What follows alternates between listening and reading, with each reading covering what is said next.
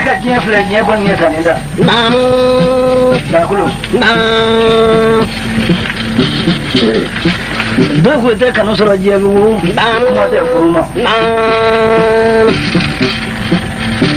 o bete mele da kulo kunu wonte mele na dogo kes masira kunkoro kuma te mole fin warama o bete mele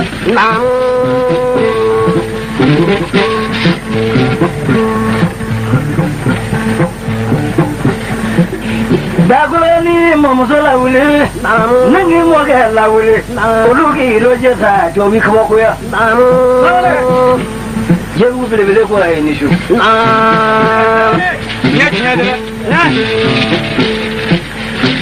Dakolo nanya taja makolo nino. Dakolo nanya disigire la. Dakolo nanya dikajina la. Nanya fami na bulo. Bulo ba memeshu la. Mane makunu gajero. Nanya bode la. Bode ni be sababu ya.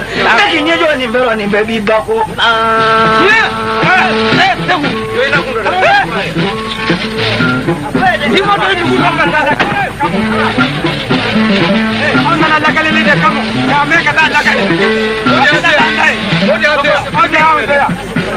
Mana gula dulu ngama balakan le, ini kuramo, no masuk udo, ati jod mana wawuli jod mana pada duduk lunya ulu bekeling, anglo na sebab banyu, ya na uli ni jadi pilih tiga ni gua dia kuda kaulah, aku lah boy, ayo pilih kenapa? Ya boleh deh, ayo pilih kenapa ya?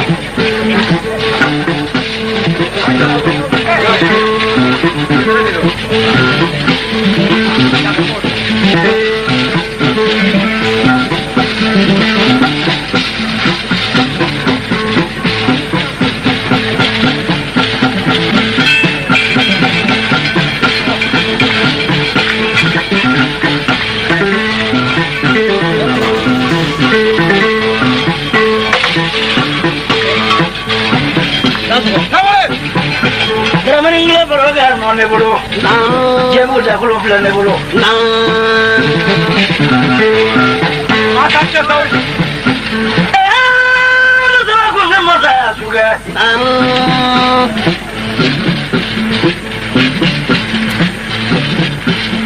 Dagulo ni yang mana nyakelengi, mana nyakelengi baik. Dagulo fafla benyero. Amara dapat tinggal fafela. Mau bitu tinggal dina. Nengi ngaku fejumen. Nala ida. Ikan banyu mandi.